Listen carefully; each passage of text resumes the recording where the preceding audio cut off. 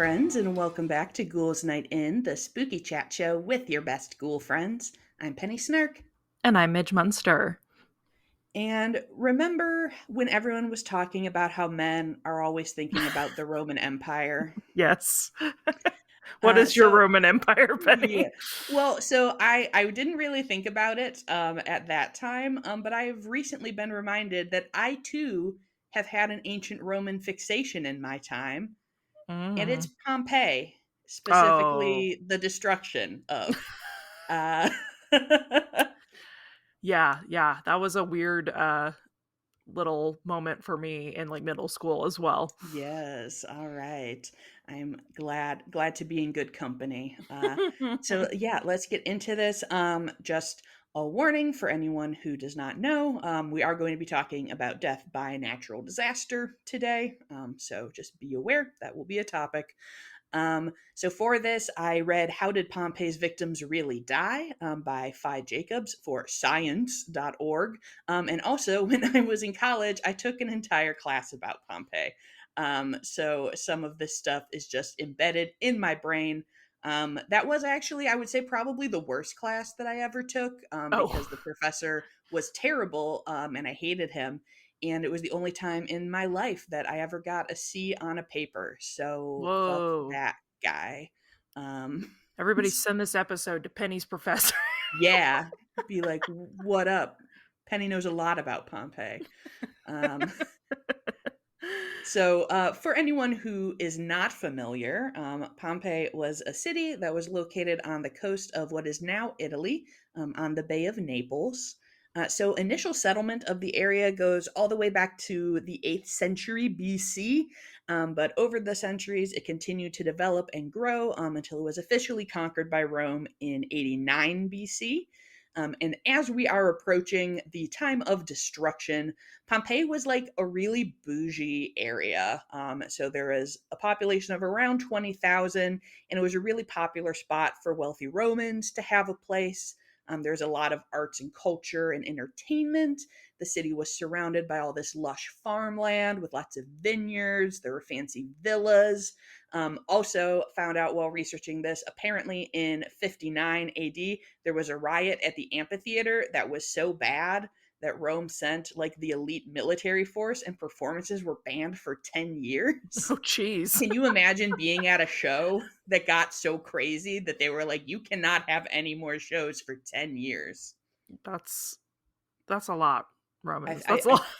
I feel like that in the pit sometimes, I but was gonna say you're referring to my experience at Chapel Roan. right. Just it could have gotten too wild, you guys. But this is a spooky show, so we're not here to talk about the architecture and the culture of Pompeii. We're here to talk about a terrible disaster. Um, Where remember how you I come to get just all your right? lighthearted news. No, this is not about the. Well, we'll get in a little bit later. But remember how I told you about how there was all this great farming around the Mm-hmm. city? That's because Because that it was. was nutrient-rich lava soil? Uh-huh. Yep. Uh-huh. Uh-huh. They were living next to a giant volcano called Mount Vesuvius. So there were records and histories of eruption from Mount Vesuvius, but it sounds like it had really been almost 300 years since there was any activity. So people were just kind of chilling and having a good time. That's the thing Uh, about volcanoes. It's always 300 years until it's 0 days since our right last incident. until it's right now. Yeah. So this region often had minor earthquakes, but in 62 AD there was a big earthquake that scientists estimate would have been like a 5 or 6 on the Richter scale. And we know now that earthquakes and seismic activity can be caused by volcanoes because as like the magma and the gases are rising and shifting, it upsets the surface of the earth. And nowadays we can actually track like different kinds of volcanic earthquakes and like identify which ones are like indicators that a volcano is going to erupt soon and which are just kind of like standard volcano activity. But back then they did not know that. So reportedly there were like tremors in the days leading up to the explosion, and people were just kind of like, yeah, that seems normal. They're And like, "Yep, we're that's par for the course." Yep, that's how it goes. And I'll throw out there now, the source of most of our information about this eruption is Pliny the Younger, who witnessed Vesuvius erupting from across the bay. He was like 17 when this happened, and he didn't actually write the letters until 25 years later, when a historian friend was just like, hey man, didn't you see Mount Vesuvius erupting? Like, tell me "Hey, about what that was like. didn't you have, like, a really traumatic canon event when you were 17? Tell us more Right. about that." And so it wasn't super hot and fresh. Obviously, it was a little ways down the line. But it sounds like he very accurately described like the stages of the eruption, and there are actually like some of those things are named after him still today Hmm. because volcanologists are like, yeah, that's what it's like when this I'm happens. sorry, volcano scientists are called volcanologists? I think so. That's lit. That I sounds hope that sounds like a superhero. it does. That's a really cool title. It does. So all right, back to the tale.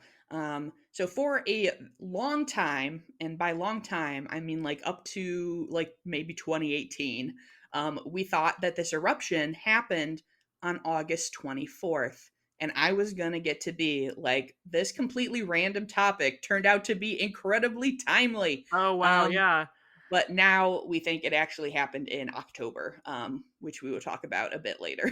Ah. But still. Okay, so it's 79 AD. It is October. Pliny tells us that around 1 p.m., Vesuvius just erupted. Huge column of ash shooting up into the air that, of course, then began to rain ash and pumice stone down onto Pompeii and the surrounding areas.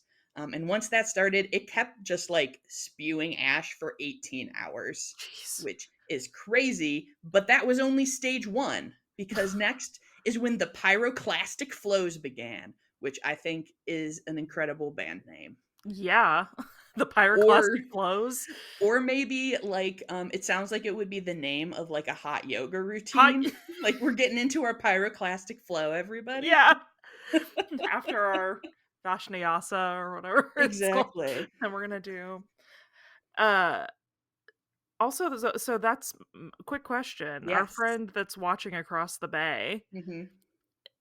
did he, like, live in a way where he could see this happening? Because 'Cause I'm like, surely he didn't sit and watch the first 18 hours of ash spewing to then see the next phase.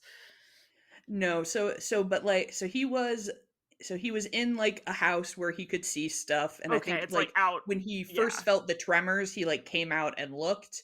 And so it's across the bay. It's like 18 miles away, and obviously this is like a big ass mountain, so Mhm. he could see stuff, and like the ash like blotted out the sun because Right. in the area because of everything flowing down. So he's sitting there in darkness. People were starting to like flee even from the place where he was. Right. But it 18 miles is sounds not that far. no, it It's sounds like like he a just kind of stayed and wild. was like, "Ooh, wild."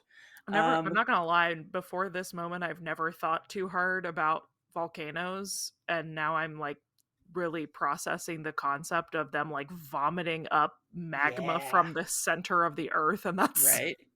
horrifying. Yeah, it's pretty scary. As I was doing this episode, I was like, "Oh, I could just do an episode about volcanoes and why volcanoes are scary," So but scary, yeah. they're Wow. very scary. Because we have these pyroclastic flows, and Wikipedia tells me these are the most deadly of all volcano hazards. Oh, great. So I mean, there you go, based top on of the based leaderboard. on how I know this story ends, I assumed. Right. So what these are like huge blasts of hot gas and quote volcanic matter. And the combo of those things is called tephra. Fun fact. Mhm. Which if you like picture a volcano erupting in like a movie, when you just see all this like black smoke that kind of like surges up and like rolls down the sides, that's what this is. Um, Great. so it is blasting along the ground. at an average of, a nice demure 60 miles per hour, Oh my gosh. but can get up to 430 miles per hour. What? So, I picture yeah, this being like I know it's not funny, like, a lot of people died. I pic a lot I of people I died. just picture it being like a slow like, you think of, like, lava or, like, a lava lamp, you think of, like, Right, it kind of, yeah. like, gelatinousy, like, Yeah, flowing just kinda down. oozing, yeah. Oozing, yeah, but, oh man, 400 No, up to yeah, yeah, the lava's 430? fairly slow, but, like, these blasts of, like, gas are going fast. Wow. So these guys are basically gonna topple most structures they come in contact with, and they will incinerate flesh on contact. Not Ugh, ideal. ugh. So in the end, this eruption spanned 2 days. It caused a tsunami in the bay as well as additional earthquakes. And all told, is estimated to have killed around 13,000 people, Jeez. which is still considered one of the deadliest explosions of all time today. So you will not be surprised that there's a lot of scientific exploration and just like really nitty gritty details about the eruption out there. And I encourage you to seek that out if that is what gives you joy in life. But what gives me joy is to tell you about the plaster corpse casts. Yes, I figured. So Pompeii, after this explosion, is pretty much buried. The tops of the buildings were still kind of sticking out above the ash. So there's evidence that like there was looting at the time, but over centuries, like Vesuvius erupts more times. There's actually another really deadly eruption in like the 1600s, and the city is just kind of disappears and is forgotten about. And the next time there's any so this was kind of weird to me. So I'm reading about this and they're like, "Oh, in 1592 this guy who was digging an aqueduct found it, but he didn't tell anybody about it." And I'm like, "How did we know that he knew then?" Yeah, Also, who else was out there just knowing that Pompeii was here and yeah. didn't say anything? Also, Uh I can't imagine finding, like, a buried city and being like, anyway." right? Just keep It's and like, digging my "Oh little well, aqueduct. I'll That carry on." damn, that's crazy. Anyway, need to get water Truly. to the city. Right. And like so it sounds like there was like some knowledge that something was there and like people would call like that area like the city in Roman or Italian or whatever because like there was some knowledge that there was stuff but people didn't know like what city it was or what happened when it was from. Over the next couple centuries there were a few like people would find like part of a wall and stuff, but major archaeology didn't start at the site until later. So in 1763, that is when they find an inscription that names the city as Pompeii, and the excavations really kind of start happening in the following years. But I promised you weird corpse stuff. Uh, so these came around in the 1860s. What a surprise! We've got Hey. crazy Victorians with some cool, but maybe not ideal spooky science. So, a man named Giuseppe Fiorelli was in charge of the site at this time. And so, as they are excavating the rubble here, they were finding these strange pockets in the ash that had human remains inside. And they realized that these were where people had died, and the ash formed around their bodies, and now only bones were there. Um, so they developed this method to inject plaster of Paris into the gaps and Mhm. create these very evocative plaster forms of the people of Pompeii in the place where they died. So they are still there today. That's something that always like terrified and fascinated me about Pompeii Yeah. is seeing those. It's very haunting to look at. They do not do this currently because the plaster does unfortunately damage the actual bones Mhm. inside, which, of course, at the time, there was nothing they could do about these bones. Right. But now we have more science, and we're like, ooh, we could Ooh, actually use some of keep those some of bones. them bones, yeah. So excavation kind of continued pretty regularly until the 1950s, at which point I feel like this was very similar to like Stonehenge. There had been like some questionable preservation, quote, techniques in use. So kind of the quality of the site was going down.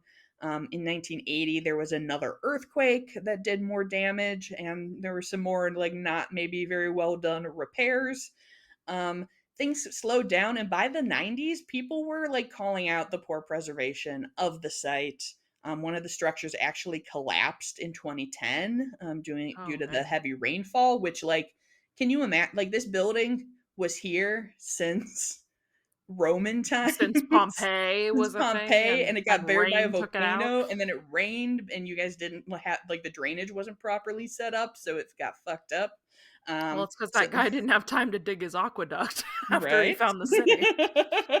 That wouldn't have happened. Wouldn't have happened. But yeah, so in 2013, UNESCO, which is like, the UN, like cultural, whatever, was like, hey, if you don't shape up, we are putting you on the list of World Heritage in Danger, which is the actual name of their list. Um, and so there was a 5-year plan enacted, to protect Pompeii. And actually, Pompeii research is majorly heating up right now. Like, as I Hmm. was looking at this, like, there have been a ton of, like, really Unfortunate interesting choice of words, finds. Penny.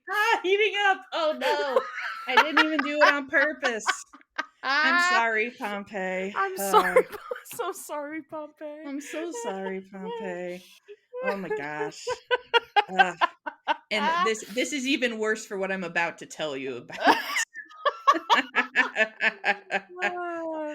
Because I, of course, was like, "Oh yeah, lots of good and interesting finds, cool frescoes and stuff." But I was like, "Ooh, let's talk about some of the forensic archaeology." Because I don't know if you recall this, Midge, but kind of the primary thing growing up was the belief that most of the people in Pompeii suffocated on ash during Yeah, that initial part of the eruption, and that is what killed people. But in more recent times, some scientists have been like, hey, what if people were vaporized due to the heat of the pyroclastic flows? excellent. And there was another science.org article that I read about this. And so I'm sorry if I pronounced this name wrong. Pierpaolo Petrone, who is a Ooh. forensic anthropologist at the University of Naples, Federico II, was the person who is kind of talking about vaporization. My favorite quote from this article, I have to tell you, is it says he never meant the term to imply stripping away of the flesh within seconds. A body would need at least 20 minutes of exposure to hot volcanic ash to be reduced to a skeleton, he says. As Uh, if that makes it better. They're like, right? "No, no, no, it wasn't quick and Don't painless." worry, it took 20 minutes. Uh, so I was like, thank you for clarifying that, my dude. Yeah, thanks Um, so much. but they have actually found some bone to analyze, and there are kind of mixed reviews on this kind of vaporization theory overall. So it sounds like it is accurate that a lot of people probably survived the initial like ash storm. We know that people were escaping, and being rescued throughout this. And some of the bone that they analyzed was found on top of pumice stone. So obviously that must have fallen before the person was on top of it. Mhm. The vaporization is sadly not real, but the remains that were studied for that case, were from Herculaneum, which was kind of like the nearby city that also got covered, but is not as famous as Pompeii. So the skeletons they found there were in what apparently scientists call boxer position, with your limbs kind of like pulled in, like your arms Yeah. are being held up, because that's what happens when your body is like flash dehydrated by incredibly hot gas.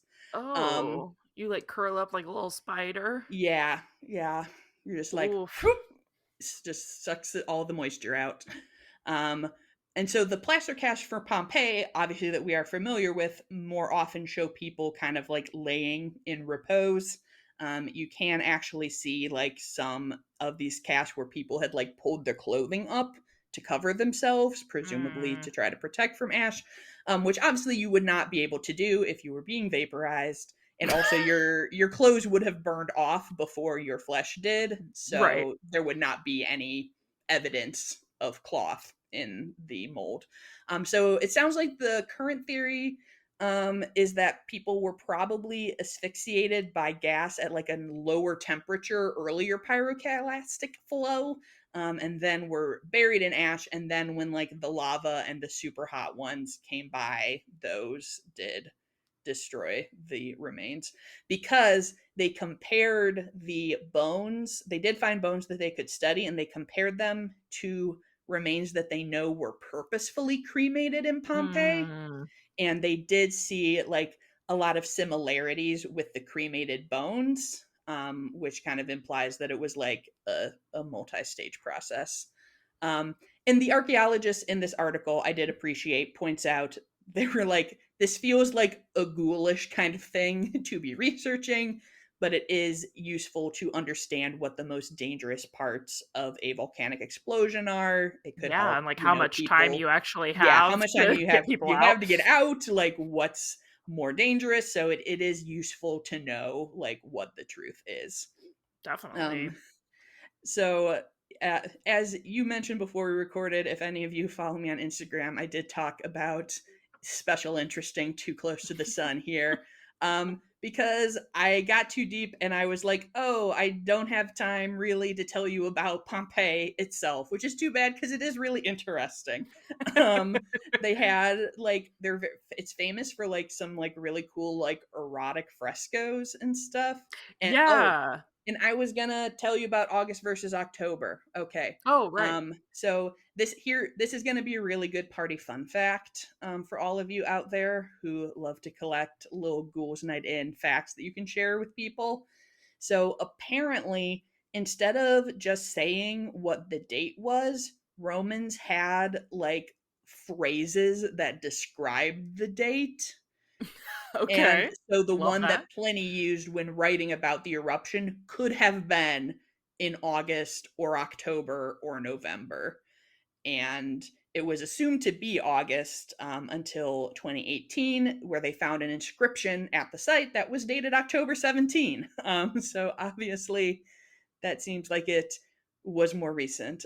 So the official date is October 24 now, and this is also supported by the fact that the markets had like October fruit and nuts, and it looked Sure. like the like dried fruits were like the fruits that would be from August. So, do we have this phrase that he used? What does this mean, a phrase that describes the So I think I didn't have the specific one, but I think it's like they so my understanding was like how we would maybe say something like, oh, this is happening like at the top of the quarter when like business people would talk Okay, about like the quarter. okay. So they would say something like that. And like from context clues, you were going to kind of know which quarter they were referring to. But we, as future people, were like, I don't know. We're like, huh? I thought I don't know why I was picturing you like I don't know what I thought you like describing the day, like in Miss Congeniality, where she's like April Yes. 24th, because all you need is a light jacket. Jacket. Like that's what I was picturing Maybe him being it like. is. I mean, I did not read the original text, so I could be wrong. And being Um, like, today is light jacket day, which means that it is August 24th. right. And my other plenty fun fact that I had a whole thing about and then was like, you do not have time to talk about this, is so he is called Pliny the Younger in reference to his uncle, Pliny the Elder, Makes who sense. raised him and like is very famous for writing like a lot of natural histories and stuff and texts that we still refer to. And Pliny the Elder actually died here at during the eruption because Oh, he was like in charge of the naval fleet that was stationed in the bay, is my understanding. And he was like oh no, I need to go ashore to rescue my friend. And he did go ashore and he was poisoned by hot volcano gas and died. Womp So womp. sorry, my dude. And other cool things in Pompeii is they recently found a thermopolium, which was like a place where people would stop for like a cheap ready-made meal. So like your ancient Roman like hot dog cart Yeah, slash taco the truck, street meat. whatever. Yep, street meat, and it still had pots that had the remnants of the meals that were being served Whoa, that's cool. inside. So like obviously this is a big tragedy, as Mitch said. Lots of people died. Um, but it Well, is but they more or cool, less, like, effectively got fossilized, so pretty we have much. this, like, captured moment in time Yeah, and where we we've can been really see what was going on. exactly, and because everything is so well preserved, like we've been able to learn so much about how people lived. So Mhm. even though I focused on how they died today, it is great to kind of see what daily life was like there. And I thought to send off the people of Pompeii, I wanted to share just a few hilarious graffiti that have been found there, because these ancient Rome was famous for like people writing graffiti on walls. It seems like it was pretty like accepted that you would just it was kind of like a punk bathroom stall and everyone would just write stuff. Yeah. Um and reading these are always the things that like remind me that people have always been people. Right. um so one favorite one, which was written outside a bar slash brothel. Weep, you girls, my penis has given you up. Now it penetrates men's behinds. Goodbye, wondrous femininity. Slay. Slay. We've also got the man I am having dinner with is a barbarian. Oh, yeah, So well. there you go. Same ladies. Same, same. There are also We've all been there. a lot that are like end with like, and I'm a dummy for reading it and stuff like that, where it's just like dunking on the reader. And then what is believed to be the oldest graffiti in Pompeii, and just truly a classic. Gaius Pomidius Diphilus was here. Wow. So That he there you was. go. That he was. So those are my tales of Pompeii and the eruption of Mount Vesuvius. Um, I was getting real deep in writing up all sorts of extra Pompeii stuff and was like, no, we don't have time. So if you too are a Pompeii enthusiast, feel free to shout out your favorite erotic frescoes and all the like. There are like dick wind chimes and stuff that they found there. It's just it was a This is wild gonna and be, wacky time. next month's Patreon Snarkcast is gonna be all Yes. the unused Pompeii notes from I this should, episode. honestly. Uh, all right. Well, thank you everybody for joining us today to hear about this wacky volcano time. If you are enjoying the show, we would love it if you would leave us a review. These really help us get the word out about our podcast and find new listeners. I believe Midge has something to read today. I do. I have a Spotify comment to share, which, Mm, if you didn't know, you can leave us comments on Spotify, and we'll take them. That'll count. we will. And we'll sure take them. This one's from Randy Paul, and it says, "These two spooky gals never disappoint. Their content is well done and simply fascinating. When new episodes are up, it feels like Halloween. Makes my spooky little heart go pitter patter." Oh, yay. Thank you. Love. So, if you would like to follow along with our podcast and see probably some plaster casts of Pompeii people, you can find us on Instagram at Ghouls Night in Pod, and you can find me at Penny Snark. And you can find me all over the web at Midge Munster. And until next time, Goodbye. goodbye.